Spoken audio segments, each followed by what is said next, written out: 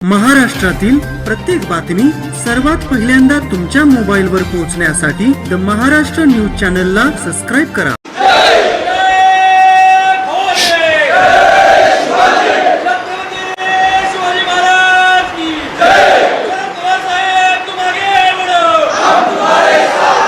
कोल्हापूर जिल्ह्यात आल्याची खात्री पटली.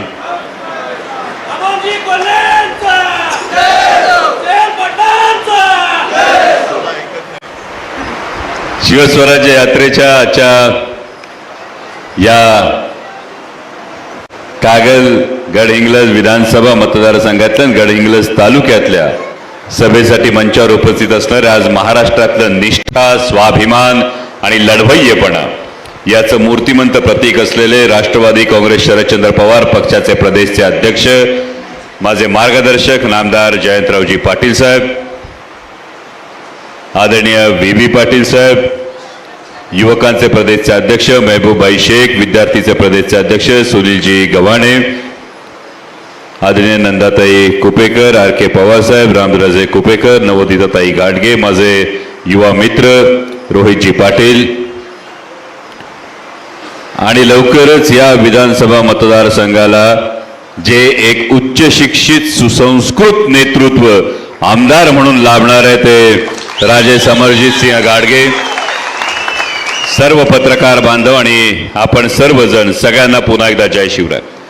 खरं तर फार वेळ बोलणार नाहीये, कारण मागे मला समरजित राजांनी सांगितलं की मला प्रचारासाठी पुन्हा एकदा यायचंय, पण नेमकं झालं असं राजा, आजच निवडणूक जाहीर झाली, आचारसंहिता लागली आणि आचारसंहिता लागल्यानंतर नेमकं झालंय कसं, आता आचारसंहिता आली ती दिवाळीच्या आसपास, मध्ये दिवाळी येते आचारसंहितेत, दिवाळीच्या वेळी आपल्याकडे एक जाहिरात येते, उठा उठा सकाळ झाली, आठवतं की नाही.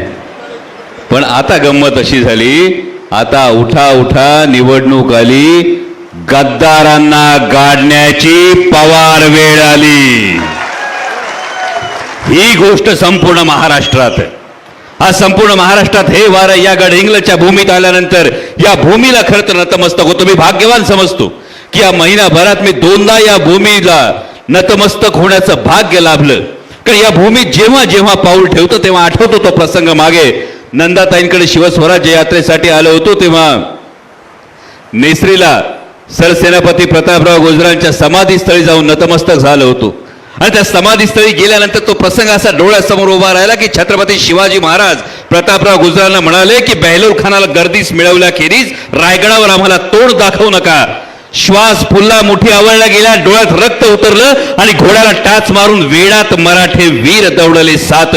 पण जर त्यावेळी प्रतापराव गुजरांनी विचार केला असता की बेहलोर खानाची छावणी एवढी मोठी, आपण फक्त 7 वीर या छावणीत जर गेलो तर दिव्यावर जसा पतंग झेप घेतो त्या पद्धतीनं आयुष्याची राख रांगोळी होईल, हा विचार केला असता तर आज गडहिंग्लज तालुक्याला, या मातीला तो अभिमान निर्माण झाला नसता, त्या ठिकाणी जाऊन नतमस्तक कोणी झालं नसतं. आज नतमस्तक होतो कारण या मातीत एक सर्वोत्तम प्रतीक उभं राहिलं, ते निष्ठेचं प्रतीक उभं राहिलं. हे या गडहिंग्लज तालुक्याचा अभिमान आहे. तुमच्या टाळ्यांवरून कळलं, या वाक्याची दुसरी बाजू तुम्हाला कळलीये. जर गडहिंग्लज तालुक्याला निष्ठेचा अभिमान असेल तर ज्या माणसांना निष्ठेचा अभिमान आहे, निष्ठेचा संस्कार आहे, त्या प्रत्येक माणसाला जेव्हा निष्ठेशी प्रतारणा केली जाते तेव्हा त्याचा तितकाच तिटकारा असला पाहिजे. आणि हे दाखवण्याची संधी, हे दाखवण्याचा मुहूर्त आहे. मगाशी समरजित सिंह राजेंनी माझा मुहूर्त सांगितला 15 ऑक्टोबरचा. आता मी तुम्हाला दुसरा मुहूर्त सांगतो. तुमचा हा निष्ठेशी प्रतारणा करणाऱ्यांची तिटकारा दाखवण्याचा मुहूर्त आहे 20 नोव्हेंबरचा. कारण मगाशी त्यांनी सांगितलं 15 ऑक्टोबरला मी इथेच आलो होतो. पत्रकार बांधवांना नम्रतापूर्वक सांगू इच्छितो, जागा तीच आहे, माणूस तोच आहे आणि सुदैवाने माझी बाजू तीच आहे. त्यामुळे माणूस तोच आहे, जागा तीच आहे, बाजू तीच आहे. हे म्हटल्यानंतर तुम्हाला सगळ्यांना कळतंय काय नेमकं करायचंय.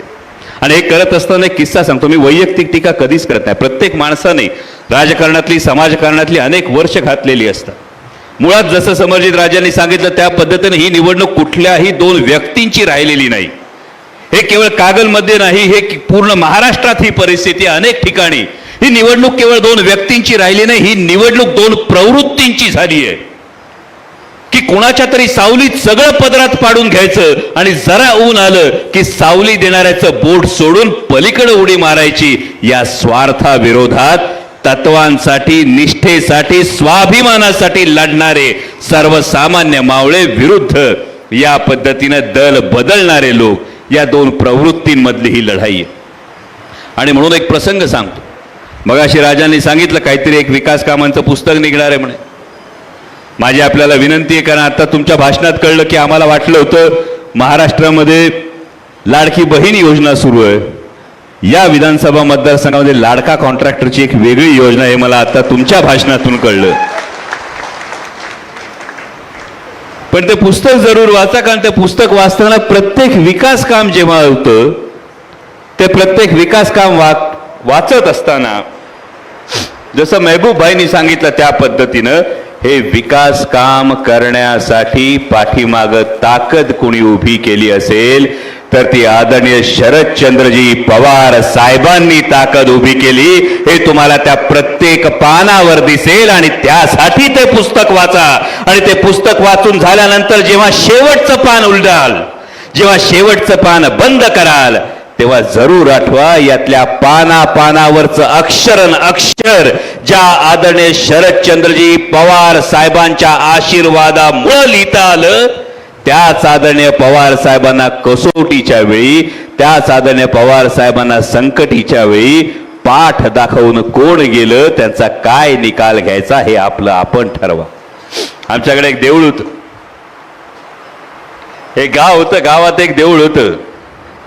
देवळात देव होता, देवावर लोकांची श्रद्धा होती, फार मोठी भक्ती होती. आणि ही फार मोठी श्रद्धा होती, भक्ती होती. पण गावकऱ्यांना वाटलं की रोज देवाला कस काय आपण सगळे सोपस्कार करायचे, म्हणून गावकऱ्यांनी एक पुजारी नेमला. गावकऱ्यांनी पुजारी नेमला. पुजारी सगळं देवाचा बघायचा. गावकऱ्यांचा आणि देवाचा संबंध थांबला राजे. आणि गावकरी पुजाऱ्यापाशीच जायला लागले. देवाला आतमध्ये वाटायचं पुजारी गावाची सगळं जे काही असेल त्याची काळजी घेतोय. गावाला वाटायचं पुजारी देवाला सगळं सांगतोय. एक दिवस पुजाऱ्यांनी येऊन सांगितलं, देवात काय आता चमत्कार उरला नाही. गावकऱ्यांनी काय करावं, देव बदलावा का पुजारी? काय करावं अशा वेळी, देव बदलावा का पुजारी बदलावा? म्हणजे गडहिंग्लजचं ठरलंय. 84 वर्षाचा योद्धा आजही लढतोय, महाराष्ट्राच्या स्वाभिमानासाठी लढतोय. आणि हे लढत असताना आदरणीय शरदचंद्रजी पवार साहेबांची साथ आपल्याला सोडता येणार नाही. ही काळ्या दगडावरची रेघ. या मतदारसंघामध्ये काही विधानं झाली. म्हणजे मला राजांनी सांगितलं एक विधान करण्यात आलं. राजा आणि भिकारी हे विधान काही लोकांनी केलं आणि खरंच मला गंमत वाटली. आणि गंमत वाटली की छत्रपती शिवाजी महाराजांचा जर सर्वोत्तम जर आपण विचार जर लक्षात घेतला, म्हणजे छत्रपती शिवाजी महाराजांच्या स्वराज्यापेक्षा आकाराने मोठी असलेली अनेक राज्य होती, वैभवानं मोठी असलेली अनेक राज्य होती. पण 350 वर्षांनंतर सुद्धा माझ्या छत्रपतींचं नाव घेतलं की ऊर अभिमानानं भरून येतो. याचं फार महत्वाचं कारण होतं ते छत्रपती शिवाजी महाराज श्रीमंत योगी होते, उपभोग शून्य स्वामी होते. आणि जर उपभोग शून्य स्वामी या शब्दाचा अर्थ काही लोकांना कळत नसेल तर मला वाटतं कदाचित त्यांच्या हा नजरेचा दोष आहे किंवा बदललेल्या संगतीचा हा दोष आहे, हे म्हटल्याशिवाय गत्यंतर राहत नाही. आणि त्यामुळे हे उपभोग शून्य स्वामित्व जे असतं, म्हणजे जर राजर्षी शाहू महाराजांनी म्हणजे या एकाच घराण्यातून जे जे रक्त त्यांच्या धमन्यांमध्ये वाहतं त्या राजर्षी शाहू महाराजांनी या उभ्या हिंदुस्थानाला, या महाराष्ट्राला एक आदर्श घालून दिला. हा समतेचा आदर्श घालून दिला. आणि हा समतेचा आदर्श जेव्हा रस्त्यावर चालणाऱ्या शेवटच्या रांगेत उभ्या असलेल्या शेवटच्या माणसापर्यंत, जोपर्यंत राजाचं राजे पण बाजूला ठेवून राजा मिसळतो, आणि हे दिसत असताना जर काहींना स्वार्थाचे चष्मे लावल्यानंतर तो राजा भिकारी वाटत असेल, तर आम्हाला वाटतं तो राजा कैक महाराजांहून जास्त श्रीमंत आहे. ही मनाची श्रीमंती आहे. आणि ही मनाची श्रीमंती या निवडणुकीत फार महत्वाची आपल्याला बघावी लागेल. आणि म्हणून जाता जाता एवढंच सांगतो, बघाची सुनीलजींनी सांगितलं, खरं तर काही जाहिराती आता सुरू झाल्यात. आणि या जाहिराती सुरू झाल्यानंतर इकडे गुलाबी यात्रा आली की नाही, आली का येऊन गेली का माहितीच नाही पडलं, आली का नाही. हा, तुमच्याकडे आली, इकडे आलीच नाही. इकडे आली तर आवर्जून सांगा, पक्ष चोरला, चिन्ह चोरलं, जनतेला चोरता येत नाही. पक्ष चोरला, चिन्ह चोरलं, जनतेला चोरता येत नाही. आणि स्वार्थासाठी बाप बदलला तर स्वाभिमानाला ते पटत नाही. ही गोष्ट फक्त मनात ठेवा. कारण आता येतील एकामागून एक योजनांची खैरात केली जाईल. आणि योजनांची खैरात होत असताना तुम्हाला तर सगळ्यांना कळले, बरोबर. मला सांगा वहिनी, जर आमच्या दाजीनी वर्षभरात कधीच गजरा आणला नाही, हा नेमके येताना गजरा घेऊन आले, काय म्हणान? काहीतरी मतलब असल्याशिवाय गजरा आणत नाही, बरोबर का नाही? सोपं आहे का नाही? आता मला सांगा, तुमच्यातले नोकरी करणारे किती जण आहेत? तुम्ही आहात. 2014 ते 2024 आपला पगार दुप्पट झालाय का? पगार दुप्पट नाही झाला. माझ्या पत्रकार बांधवांपैकी कोणाचा पगार दुप्पट झालाय का 2014 ते 24 मध्ये? तुमचा पगार दुप्पट झाला नाही, पण माझ्या भगिनींना मीठ खरेदी करावं लागतं. ते मीठ 10 रुपयाहून 21 रुपयाला गेलं.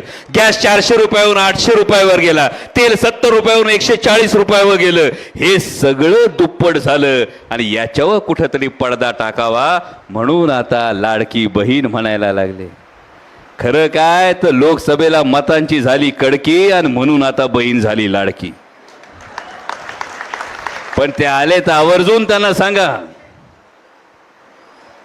गाय पर शुरू हुई सरकार, चाय पर आकर अटक गई. चाय पर शुरू हुई सरकार, गाय पर आकर अटक गई. बात हुई थी 15 लाख की, 1500 में कैसे सिमट गई? होते क्या नहीं 15 लाख? सो चाय पर शुरू हुई सरकार, गाय पर आकर अटक गई. बात तो हुई थी 15 लाख की, 1500 में कैसे सिमट गई. इसलिए दादा भाई भाऊ, ये गुलाबी धूल हमारी आंखों में ना झोंके. इसलिए दादा भाई भाऊ, ये गुलाबी धूल हमारी आंखों में ना झोंके. तुम्हें गद्दारी के लिए 50 खोके और लाडली बहना सिर्फ 1500 में ओके. आज जवळपास 65 मतदारसंघांमध्ये जाऊन आले. 65 मतदारसंघांमधून जाऊन आल्यानंतर आज हे महाराष्ट्रानं ठरवलंय, काही झालं तरी महाराष्ट्रात महाविकास आघाडीचंच सरकार येणार. कुणी स्वार्थासाठी काही भूमिका बदलल्या असतील, कुणाचे काही मजबुरी असेल, या कुठल्याही गोष्टी जरी असल्या तरी आज तुमच्या माझ्या समोरचं हे नैतिक कर्तव्य आहे. पक्ष फुटला, चिन्ह गेलं, मोठमोठे नेते गेले. आणि हे सगळं झाल्यानंतर प्रत्येक जण म्हणत होता की आता कसं होणार. आणि आता कसं होणार म्हटल्यानंतर एक 84 वर्षाचा योद्धा उभा राहिला आणि तो म्हटला, महाराष्ट्र हा विकला जाणार नाही, महाराष्ट्र हा झुकणार नाही, महाराष्ट्र हा लढणार. आणि त्या योद्ध्याचं नाव आहे आदरणीय शरदचंद्रजी पवार साहेब. आणि त्यामुळे इथं तुतारी वाजवणाऱ्या माणसाचं चिन्ह जेव्हा तुम्हाला ईव्हीएम वर दिसेल, तेव्हा केवळ ते तुतारी वाजवणारं माणसाचं चिन्ह नाही, ते आदरणीय शरदचंद्रजी पवार साहेबांचं चिन्ह आहे. आणि आदरणीय शरदचंद्रजी पवार साहेबांच्या तुतारी वाजवणाऱ्या माणसासमोरचं बटन दाबताना ही परिवर्तनाची तुतारी आहे, ही निष्ठेची तुतारी आहे, ही स्वाभिमानाची तुतारी आहे. एवढीच एक गोष्ट लक्षात ठेवा. आणि पुढच्या वेळी परत 15 ऑक्टोबरला येताना 5 वर्षांनी नाही तर नवीन आमदारांचा सत्कार करण्यासाठी लवकर बोलवा, एवढीच विनंती करतो आणि रजा घेतो. धन्यवाद. जय शिवराय.